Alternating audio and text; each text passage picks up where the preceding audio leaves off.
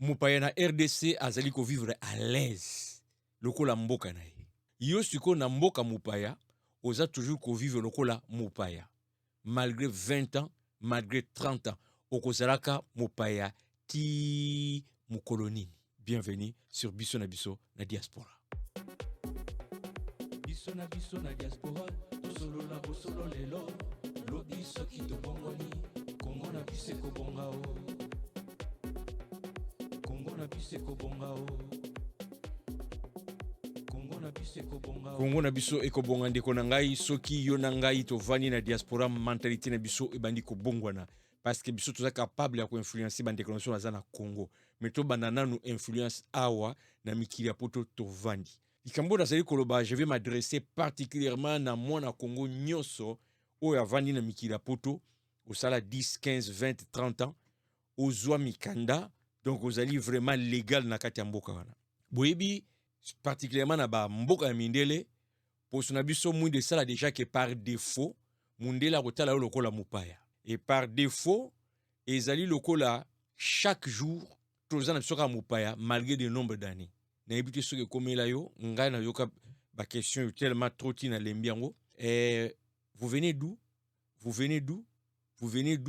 et ça ba question toujours ça ko rappeler que oza mupaya na mboka wana et pourtant na constaté que bapaya mingi bavana mboka na biso RDC ba mi vandela na bango pene lokole pa na bango même si na loposo déjà aza na ye mupaya mais na mutu na ye ami vandeli wana bandeko image ya liboso e frappenga pe lelo e motiver nga na ko remema sujet oyo ça remonte na vie na ngai na âge ya à peu près 7 8 ans na mona mindele ba belge entre autres ba s'installa na Congo ba vanda penda bien na bisika oyo na kokai kondima te ke na komona mundele akende ovanda kuna na forêt équatoriale précisément na ngambo ya mboko babengi Lisafa ngambo na muke mundele moko azalaka kuna lupangu na ye kaka place avandi domaine moko munene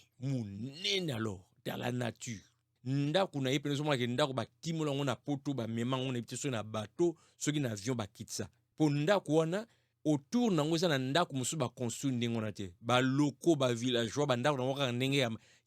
ya matiti ndenge wana me ye ndako pende abrique courant mai on dirait wuta na poto wana place avandi donc domaine akosakana te à part wana bampunda na ye baza pe na domaine na bango à part bancercle yango ya munene bampunda bavanda kuna mokwali boso na mona mpunda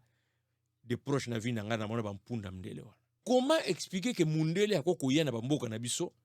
à se permettre à mikoti c'est la tina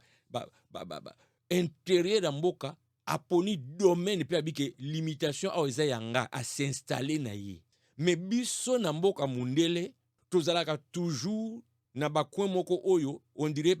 basi ba déterminer que biso futo zalaka wana ngata na koma na Canada le lendemain na bimi libana ke zo métro mbala moko colère matin esprit na ngai na bi oh mais pourtant on est na zomona boye à part neige, je me rappelle na Kinshasa ba année 70. Mais ça rabout propre kaka boy. Et puis sanga méchant au saranati. Ko banda mukolo wana. Na michela mutu na ngake lokola na nyati awa. Na rovanda kaka ndenge ya vande pa na biswana. Ya poni kuna moni ke kuna c'est bien pour na vie na ye. Nga na poni awa na moni que c'est bien pour na vie na ngai. Donc na ko vivara le sote lo mupaya. Na ye na ko m'installer na rovanda. Ko banda ba ne wana tili yo bandeko bana babote mbakoli na mitala rasutelo na mutu na ngalo mupaya na vandi na m'installer je prends ma place na ningena interpeller biso bandeko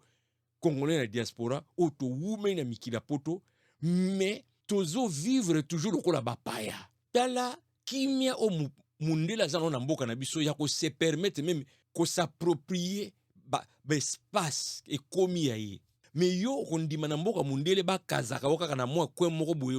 on ba limiter vie na yo okoko bima niveau na te il faut odasuka oso beti 20 ans oso beti 30 ans oso zumi kanda dasuka na mutu komi mona ka so mupaya te ko réfléchissaka te le roi mupaya tozo lobela makamba Congo za mboka na biso mindele pe minde ba vandeka ba koloba makamboka na ba mendenge ba vande pa na biso pona ba mi vandela ba mi kotela ba mi zuela ba revaka en fonction ya Congo mboka ozali rêver pe en fonction ya mboka oza na Belgique rêver en terre oza na France oza na États-Unis oza na Canada oza na Japon oza na mboka nyonso ozali aussi bozwi mikanda oza légal ndeko arrête de vivre comme mopaya naka mande biso bande biso congolais ba visiter na ndabo tabo yup no kuma mundele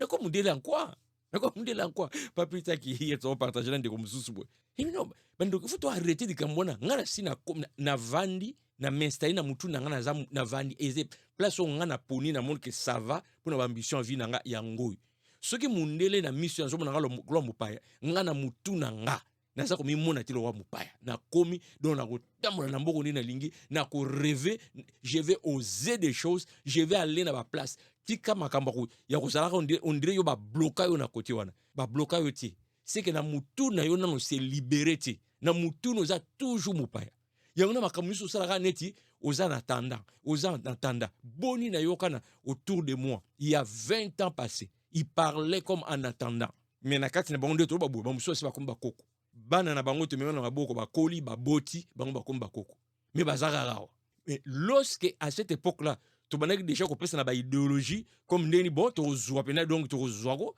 ndebe ngo zo biso to zwa nga wate nga mo nga na ko zo na mo nga na zonga pe azonga kati j'ai l'impression que des fois miroir les oko sabiso tu regardes miroir micro so on dirait micro on dirait za lelo nzokande lelo ezalaki futur il y a 20 ans na simano 20 ans peseliki ndeko na ngai viezo likambangu vieza mukuse ozwi privilège ya kokoma na bamikili ya poto fungola misu kotela yango installe toi bango na misu ba mona mopaya cause ya poso na yo mais yo na mutu omimona ya awa ya place ozali po kanisa ka na lobi eza na mundele moko te bo bavana ba mboka so ba s'installer so ba s'infiltrer ba mususu Seigneur Jésus nakutana mo azo beta soli ya osakana te azo raconter nga binda ba nord ki vukuna ndenge ezali nga mokutu na viva côté wana te mais yebinda yebi yango donga na koko vanda abetela nga histoire mboka na ngai ye yebi yango atambola siko nga na ye na mboka na ye soko atterrissa na Bruxelles okanga kaka Bruxelles soko atterrissa na yo na bité soki na mboka nino na Japon yo nino Kyoto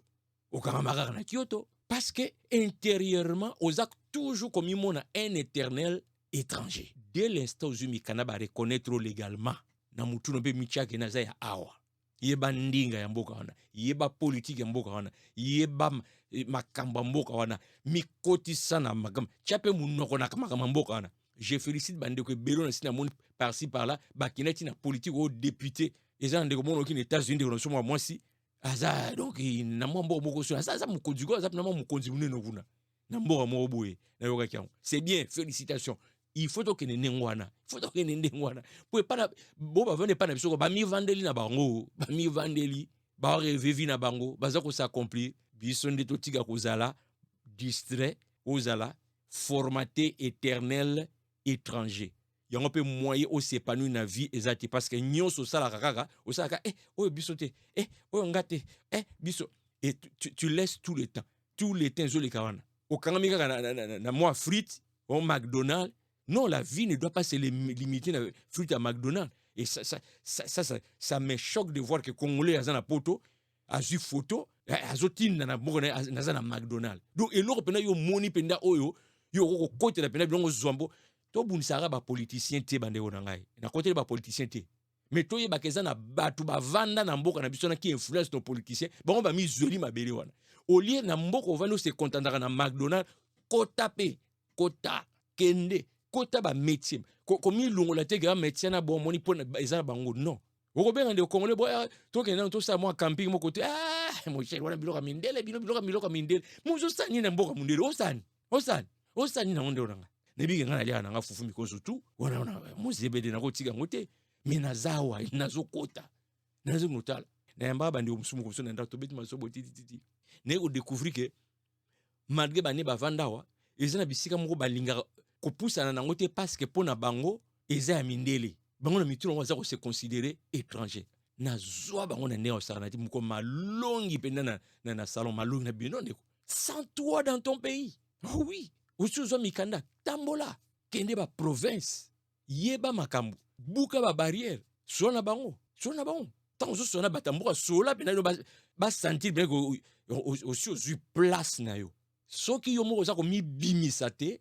moto akobimiso aza te. Rappelle-toi toujours que mundele azwa courage akolonga na mboka na bango akenda vers l'inconnu aya akuti bato a s'installer pe a décider akonza bato na pe akonzi bango bakoko na biso mundele asala nga siko méchant wana esalaki eta na comme pas mundele na bino nga awa donc moto adérange nga te donc wana nyati awa na revive barêve na nga soko meki koya envers nga otala lokola étranger na rappele o histoire loko toza biso to tokosola wa bata awa période moko nazaka cours nazaka pesa cours à français na école moko boye bamindele siko na mwa bakongolais mo mpe bazali na kati mwa baafrika mosusu boye na benda baafrika na matoi na botika complexe infériorité botika bomona teke mundele ka fa dominaka biso tozalaka baétranger biso tozalaka bato mo neti en attendant na mabele na bitala mindele bango ya napesa bango cours na monoko na bango professeur pende ya français napesa bango cours mayele ezali arrêtez de vous prendre comme bato moko bango fo bazalaka na c mukila malgré que nde tobela na baéglise je serai la queue mais dans la pratique pardon je serai la tête et non la queue mais dans la pratique ozalaka la queue non ndeko na ngai vraiment lisolo oyo yo koma mundele esila tika kozala étranger na mutu na yo. Rappelle-toi pas seulement pour comment na mboka wana. Rappelle-toi banzelo leka po zo mikanda mboka wana. Sikoyo ozwi mais ozovive noka loka mopaya. Non, implique-toi na politique ya quartier na yo, implique-toi na makambo ya mboka wana. Monisa pena zwa place na yo bimisa makambo. Monisa ke yo na société no zate po bazwa ko en charge. Nga na mboka na boya makambo oya bien on ina bien-être social. Na boya ngo binza. Na kebo ba calculer nga sur moi à l'époque moi 300 balles bon je me dis kara dossier. Je ne vaux pas $300. Moi, je vaux plus que $300. Na kenda na luka musala na zo musala na beta baboul na meka ba initiative relancer entreprise. Na kenda na gagner ba concours. Na kotsa mutu na ba réseau. To kutana na ba député, to kutana na ba ministre, to kenda ti lelo donc somme on est la souste. Donc ne ba réunion bo ba mindele bazali ngape na chendinga nanga. Na milobel pena mo mwana ya awa. Po epa na biso ba vana na bango to roi mapa. Et pas na ba fana loko pas na bango ti ba komi ko dicter pouvoir en place et là il faut révolter on est ya on a dit ezara to soigner ça ba politicien biso to bunsara ba politicien biso mais na terrain to sani parce que ba politicien biso pe